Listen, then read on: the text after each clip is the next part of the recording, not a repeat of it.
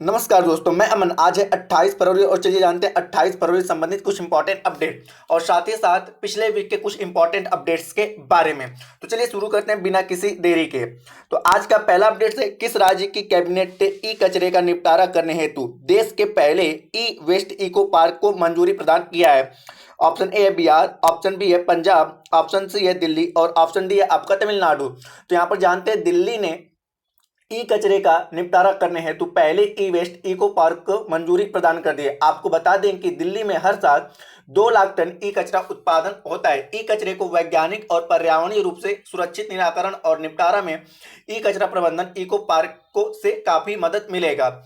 यह कचरा बिजली के उपकरणों, इलेक्ट्रॉनिक वस्तुओं, कंप्यूटर और सहायक उपकरण और मोबाइल फोन से निकलता है। आपको बता दें कि बढ़ते ई वेस्ट पूरी दुनिया के लिए परेशानी का सबब है। भारत ई कचरे का तीसरा सबसे बड़ा उत्पादक देश है। हालांकि पूछा गया था कि किस राज्य की कैबिनेट ने ई कचरे के निपटारा करने हेतु देश के पहले ई वेस्ट इको पार्क को मंजूरी दी है, तो आपका सही ऑप्शन है सी, दिल्ली। दिल्ली ने यहाँ पे ई वेस्ट इको पार्क को मंजूरी दी है। अगला अपडेट से, हाल ही में किस देश के राष्ट्रपति गितानस नौसेदा ने देश में आपातकाल लागू करने की घोषणा की है। ऑप्शन ए है लिथुआनिया, ऑप्शन बी है आपका बेलारूस, ऑप्शन सी है आपका पोलैंड और ऑप्शन डी है जर्मनी। तो यहाँ पर हम जानते हैं रूस ने यूक्रेन पर हमला कर दिया है और इस तरह यूरोप में युद्ध की शुरुआत हो चुकी है। ऐसे में रूस के पड़ोसी बाल्टिक देशों में भी खलबली मच चुकी है। लिथुआनिया ने मौजूदा हालात को देखते हुए आपातकाल लागू कर दिया है और राष्ट्रपति ने कहा है कि हालांकि लिथुआनिया को अभी भी रूस की तरफ से सीधा कोई खतरा नहीं है, लेकिन हमें हालात का ठीक से आकलन करना होगा और जिम्मेदारी और एकजुटता से कार्य करना होगा। लिथुआनिया कालिनग्राद की तरफ से रूस के साथ सीमा साझा करता है। तो यहाँ पे पूछा गया है कि हाल ही में किस देश ने आपातकाल लागू करने की घोषणा की है, तो यहाँ पे सही आपका ऑप्शन होता है ए, लिथुआनिया। लिथुआनिया ने रूस एक यूक्रेन के विवाद को चलते हुए यहाँ पर अपने आपातकाल की घोषणा कर दी, क्योंकि जो लिथुआनिया है वह रूस से सीमा साझा करता है। अगला अपडेट है, हाल ही में थम्स अप ने किस फिल्म अभिनेता को अपना नया ब्रांड एम्बेसडर नियुक्त किया है। ऑप्शन ए है अजय देवगन, ऑप्शन बी है शाहरुख खान, ऑप्शन सी है सनी देओल और ऑप्शन डी है टाइगर श्रॉफ। तो यहाँ पे बताते हैं कोका कोला ने फिल्म अभिनेता शाहरुख खान को अपने लोकप्रिय उत्पाद थम्स अप का ब्रांड एम्बेसडर नियुक्त किया है। कंपनी ने कहा है कि शाहरुख खान के साथ थम्स अप के नए विज्ञापन को सभी संचार माध्यमों से में प्रदर्शित किया जाएगा। शाहरुख खान पहले कोको कोला के प्रतिद्वंदी कंपनी पेप्सी के साथ जुड़े हुए थे। थम्स अप पिछले इस साल $1 अरब का ब्रांड बनाया। कोका कोला ने साल 1993 में पार्ले बिस्लेरी के रमेश चौहान से इसका अधिग्रहण किया था। तो हालांकि यहाँ पे पूछा गया है कि थम्स अप का ब्रांड एम्बेसडर किसे बनाया गया है, तो आपका सही ऑप्शन होता है बी, शाहरुख खान को। अगला अपडेट है, भारत की निम्न में से कौन सी महिला क्रिकेटर 26 बॉल में 50 रन बनाने वाली पहली भारतीय महिला खिलाड़ी बन गई हैं। Option A Smriti Mandhana, option B है ऋचा घोष, ऑप्शन सी है शेफाली वर्मा और ऑप्शन डी है दीप्ति शर्मा। तो यहाँ पर जानते हैं ऋचा घोष वनडे में भारत के लिए सबसे तेज अर्धशतक लगाने वाली महिला खिलाड़ी बन गई हैं। न्यूजीलैंड के विरुद्ध 5 मैचों की वनडे सीरीज के चौथे मैच में ऋचा घोष ने केवल 26 गेंदों में अपना अर्धशतक पूरा कर लिया। इससे पहले भारत की ओर से सबसे तेज अर्धशतक का रिकॉर्ड रूमेली धर के नाम था, जिन्होंने 2008 में श्रीलंका के खिलाफ 29 गेंदों में अपना 50 रन पूरा किया था। तो यहां पर उनका रिकॉर्ड तोड़कर भारत में सबसे अधिक तेज, ठीक है, भारत में सबसे अधिक तेज अर्धशतक लगाने वाली पहली महिला क्रिकेटर बन गई आपकी ऋचा घोष, जिन्होंने महज 26 बालों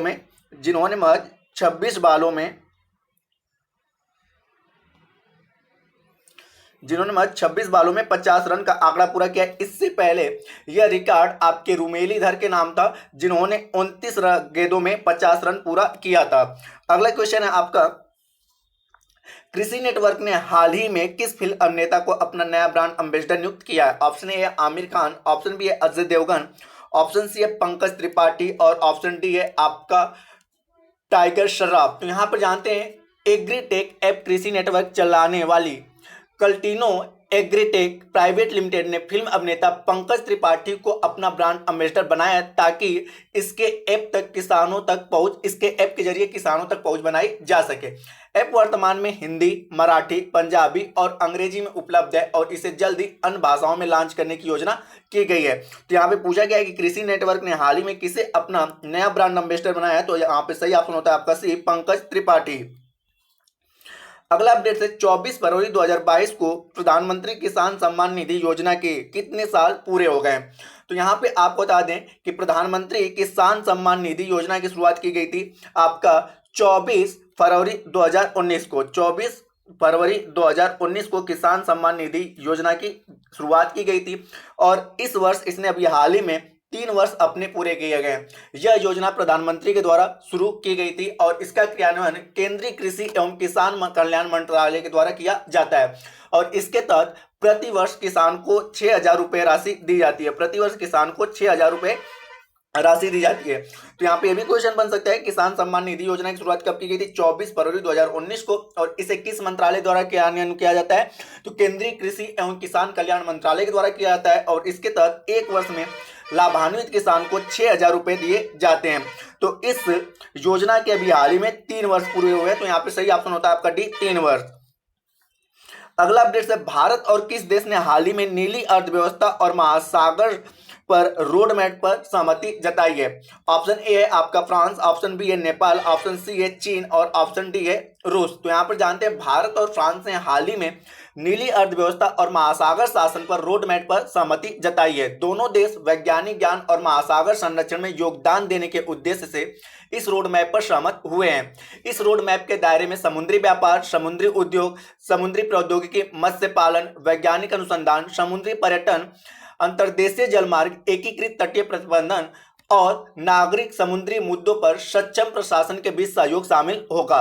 तो इस प्रकार से यहाँ पर सही ऑप्शन होता है फ्रांस। फ्रांस और भारत ने अभी हाल ही में नीली अर्थव्यवस्था और महासागर शासन रोड मैप पर अपनी सहमति जताई है। अगला अपडेट है, न्यायमूर्ति रंजना प्रकाश देसाई जो कि सेवानिवृत्त हो चुके हैं की अध्यक्षता में जम्मू कश्मीर परिसीमन पैनल को कितने महीने का विस्तार दिया गया है? ऑप्शन ए है 4 महीने, ऑप्शन बी है 5 महीने, ऑप्शन सी है 2 महीने और ऑप्शन डी है 7 महीने। तो यहाँ पर जानते हैं केंद्र सरकार ने जम्मू कश्मीर परिसीमन आयोग का कार्यकाल 2 माह के लिए बढ़ा दिया है। आयोग का कार्यकाल 6 मार्च को समाप्त हो रहा था। कानून मंत्रालय की अधिसूचना के अनुसार आयोग के कार्यकाल को 6 मई 2022 तक बढ़ाया गया है। मार्च 2020 में जम्मू कश्मीर को लेकर परिसीमन आयोग का गठन किया गया था। कोरोना संक्रमण के चलते पिछले साल ही आयोग को 1 वर्ष का समय विस्तार दिया गया था। सुप्रीम कोर्ट के सेवानिवृत्त न्यायाधीश रंजना प्रकाश देसाई आयोग के अध्यक्ष हैं। तो यहाँ पे पूछा गया है, 2 चीजें पूछी जा सकती हैं कि जो जम्मू कश्मीर के लिए परिसीमन का पैनल तैयार किया गया उसके अध्यक्ष कौन है? तो आपके न्यायमूर्ति रंजना प्रकाश देसाई। और ये पूछा जा सकता है कि इसका कार्यकाल कितने महीने के लिए बढ़ा दिया गया है? तो इसका कार्यकाल 2 महीने के लिए बढ़ा दिया गया है। तो इस प्रकार से आपका सही ऑप्शन होता है सी, इसका कार्यकाल 2 महीने के लिए बढ़ा दिया गया है। तो इस प्रकार से आपका सही ऑप्शन होता है सी। अगला अपडेट है कि किस देश ने अपनी पहली हाइड्रोजन से चलने वाली ट्रेन लॉन्च की है? ऑप्शन ए है नेपाल, ऑप्शन बी है पाकिस्तान, ऑप्शन सी है ईरान और ऑप्शन डी है जापान। तो यहाँ पर जानते हैं जापान ने अपनी पहली हाइड्रोजन से चलने वाली ट्रेन लॉन्च की है। इस अनावरण को देश के 2050 तक कार्बन न्यूट्रल बनाने के लक्ष्य की दिशा में एक कदम के रूप में देखा जा रहा है। हाइड्रोजन से चलने वाली इस ट्रेन का मार्च में परीक्षण किया जाएगा। इस ट्रेन को पूर्वी जापान रेलवे के हिताची और टोयोटा मीटर कॉर्पोरेशन के सहयोग से विकसित किया गया है। तो यहाँ पर आपका सही ऑप्शन होता है डी, जापान। कि किस देश ने अपने हाल ही में हाइड्रोजन से चलने वाली ट्रेन को लॉन्च किया? तो आपका जापान। अगला अपडेट से, हुरून इंडिया की तरफ से जारी की गई ताजा वेल्थ रिपोर्ट 2021 में भारत के करोड़पति परिवारों की कितनी प्रतिशत वृद्धि देखने को मिला है? तो यहाँ पे ऑप्शन ए है 15%, ऑप्शन बी है 20%, ऑप्शन सी है 11% और ऑप्शन डी है 14%। तो यहाँ पर जानते हैं भारत में करोड़पति परिवारों की संख्या पिछले साल की तुलना में बढ़ोतरी देखने को मिली है। पिछले साल के मुकाबले इस वर्ष करोड़पति की श्रेणी में आने वाले लोगों में 11% वृद्धि देखने को मिली है। प्रतिष्ठित वेल्थ हुनरू इंडिया की रिपोर्ट में इस बात की पुष्टि की गई है। मीडिया रिपोर्ट के मुताबिक कोरोना वायरस से प्रभावित साल 2021 में भारत में डॉलर मिलेनियर यानी 7 करोड़ रुपए से अधिक निजी संपत्ति वाले व्यक्तियों की संख्या 11% बढ़ गई है, जिनकी अगर संख्या की बात करें तो इनकी संख्या है 4.58 लाख। भारत में इनकी संख्या है 7 करोड़ से अधिक संपत्ति वाले लोगों की संख्या 4.58 लाख, जो कि भारत की कुल जनसंख्या के 11% का हिस्सा रखते हैं। तो इस प्रकार से आपका सही ऑप्शन होता है सी, 11% करोड़पति परिवारों की संख्या भारत में बढ़ गई है। अगला क्वेश्चन है, पद्मश्री से सम्मानित असम की निम्न में से किस गांधीवादी महिला का 102 वर्ष की उम्र में निधन हो गया है? ऑप्शन ए है कोमल अग्रवाल, ऑप्शन बी है शकुंतला चौधरी, ऑप्शन डी है निर्मला सचदेवा और ऑप्शन डी है पूनम अग्निहोत्री। तो यहां पर जानते हैं पद्मश्री से सम्मानित 102 वर्षीय गांधीवादी शकुंतला चौधरी का निधन हो गया है। गुवाहाटी के सरानिया आश्रम में उनकी देखभाल करने वाले लोगों ने बताया कि पिछले 10 वर्षों से उनका इलाज चल रहा था। वे दशकों से इसी आश्रम में रही थी। गुवाहाटी में जन्मी शकुंतला चौधरी पढ़ाई में काफी अच्छी थी और गुवाहाटी के टीसी स्कूल में अध्यापन के दौरान ही वह अन्य गांधीवादी अमलप्रोवा दास के संपर्क में आई, जिनके पिता ने सरानिया हिल्स की अपनी संपत्ति आश्रम बनाने के लिए दान में दे दी थी। हालांकि यहाँ पे पूछा गया है कि गांधीवादी महिला जो कि पद्मश्री से सम्मानित थी और जिनकी उम्र थी 102 वर्ष, किनका निधन हुआ है? तो यहाँ पे सही ऑप्शन होता है आपका बी, शकुंतला चौधरी। शकुंतला चौधरी का भी हाल ही में निधन हुआ है। अगला क्वेश्चन है, इजराइल ने हाल ही में किस एक नई नौसैन्य वायु रक्षा प्रणाली का सफलतापूर्वक परीक्षण किया है? ऑप्शन ए है सी डोम प्रणाली, ऑप्शन बी है MR सैम प्रणाली, ऑप्शन सी है RS प्रणाली और ऑप्शन डी है DC प्रणाली। तो यहाँ पर जानते हैं इजराइल ने हाल ही में कहा है कि उसने एक नई नौसैन्य वायु रक्षा प्रणाली का सफलतापूर्वक परीक्षण किया है। यहाँ पर शी डोम प्रणाली आयरन डोम का एक नौसैनिक संस्करण है, जिसका उपयोग पिछले एक दशक से गाजा पट्टी से दागे गए रॉकेट को गिराने के लिए किया जाता रहा है। सी डोम को इजराइल की नवीनतम पीढ़ी के कॉर्वेट युद्धपोत में लगाया जा रहा है, जो भूमध्य सागर में इजराइल की तटरेखा और अपतटीय प्राकृतिक गैस संपत्ति की रक्षा करता है। तो यहाँ पर पूछा है कि इजराइल में हाल ही में किस नई नौसैन्य रक्षा प्रणाली का सफलतापूर्वक परीक्षण किया है? तो आपका सही ऑप्शन होता है ए, सी डोम प्रणाली। सी डोम प्रणाली का हाल ही में सफलतापूर्वक परीक्षण किया गया है। अगला अपडेट है, आंध्र प्रदेश लोक सेवा आयोग का अध्यक्ष निम्न में से किसे बनाया गया है? ऑप्शन ए गौतम सवांग, ऑप्शन बी है अनिल अग्निहोत्री, ऑप्शन सी है कोमल त्रिपाठी और ऑप्शन डी है प्रकाश सचदेवा। तो यहाँ पर हम जानते हैं आंध्र प्रदेश के डीजीपी गौतम सवांग को अचानक हटाए जाने के बाद 1992 बैच के IPS KV राजेंद्र रेड्डी को राज्य के डीजीपी के तौर पर नियुक्त किया गया है।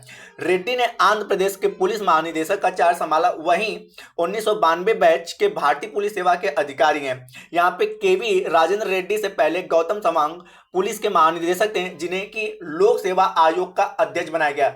तो यहाँ पर जो आपके गौतम सवांग थे वो पहले आपके आंध्र प्रदेश के पुलिस में डीजीपी थे और इनको हटा के इनके स्थान पे आंध्र प्रदेश का डीजीपी बनाया गया आपके KV राजेंद्र नाथ रेड्डी को, और इनको क्या बनाया गया? आपका आंध्र प्रदेश लोक सेवा आयोग का अध्यक्ष। तो इनको डीजीपी के स्थान से हटाकर आंध्र प्रदेश लोक सेवा आयोग का अध्यक्ष किसे बनाया गया? तो गौतम सवांग को, जो कि पहले आंध्र प्रदेश के डीजीपी थे। तो यहाँ पे पूछा गया है कि आंध्र प्रदेश लोक सेवा आयोग के अध्यक्ष कौन है? तो आपका सही ऑप्शन होता है ए, गौतम सवांग। अगला अपडेट है, अंतरराष्ट्रीय मातृभाषा दिवस यानी कि इंटरनेशनल मदर लैंग्वेज डे निम्न में से किस दिन मनाया जाता है? ऑप्शन ए है अंतरराष्ट्रीय यहाँ पे कि 10 मार्च, ऑप्शन बी है 12 जनवरी, ऑप्शन सी है 18 अगस्त और ऑप्शन डी है 12 फरवरी। तो यहाँ पर हम जानते हैं कि अंतरराष्ट्रीय मातृभाषा दिवस विश्व भर में 21 फरवरी को मनाया जाता है। इस दिन मनाए जाने का मुख्य उद्देश्य विश्व भर में अपनी भाषा संस्कृति के प्रति लोगों में रुझान पैदा करना तथा जागरूकता फैलाना है। सबसे पहले अंतरराष्ट्रीय मातृभाषा दिवस मनाए जाने का विचार बांग्लादेश से आया। अंतरराष्ट्रीय मातृभाषा 2022 की थीम है बहुभाषीय शिक्षा के लिए प्रौद्योगिकी का उपयोग, चुनौतियां और अवसर हैं। तो यहाँ पे पूछा जा सकता है आपसे थीम कि अंतरराष्ट्रीय मातृभाषा दिवस का 2022 का थीम क्या रहा? तो बहुभाषीय शिक्षा के लिए प्रौद्योगिकी का उपयोग, चुनौतियां और अवसर हैं। तो यहाँ पे क्वेश्चन में पूछा गया है कि अंतरराष्ट्रीय मातृभाषा दिवस कितने को मनाते हैं? तो हम लोग अंतरराष्ट्रीय मातृभाषा दिवस मनाते हैं आपका 21 फरवरी को। तो इस प्रकार सही ऑप्शन होता है आपका डे। आज का अंतिम अपडेट है, भारत की UPI प्रणाली को अपनाने वाला पहला देश निम्न में से कौन बन गया है? ऑप्शन ए है चीन, ऑप्शन बी है नेपाल, ऑप्शन सी है पाकिस्तान और ऑप्शन डी है भूटान। तो यहाँ पर हम जानते हैं भारतीय राष्ट्रीय भुगतान निगम यानी कि एनपीसीआई ने कहा है कि नेपाल भारत की यूपीआई प्रणाली को अपनाने वाला पहला देश बन गया है। इससे पड़ोसी देश की डिजिटल अर्थव्यवस्था को मजबूत करने में उल्लेखनीय मदद मिलेगी। एनपीसीआई की अंतर्राष्ट्रीय शाखा एनपीसीआई इंटरनेशनल पेमेंट लिमिटेड ने नेपाल में सेवाएं देने के लिए गेटवे पेमेंट सर्विस को मनन इन्फोटेक के साथ हाथ मिलाया है। तो यहां पर आपका पूछा गया है कि भारत की यूपीआई प्रणाली को अपनाने वाला पहला देश कौन बना है, तो आपका सही ऑप्शन होता है बी, नेपाल। कि भारत की यूपीआई को अपनाने वाला पहला देश आपका नेपाल बना है। तो दोस्तों यह वीडियो आपको पसंद आया हो तो वीडियो को लाइक करें, कमेंट करें तथा अपने दोस्तों के साथ शेयर करें तथा इस पीडीएफ को प्राप्त करने के लिए आप हमारे टेलीग्राम से जुड़ सकते हैं जिसका लिंक वीडियो के डिस्क्रिप्शन में दिया हुआ है। तो वीडियो के अंत तक बने रहने के लिए धन्यवाद। मिलते हैं जल्दी नेक्स्ट वीडियो में।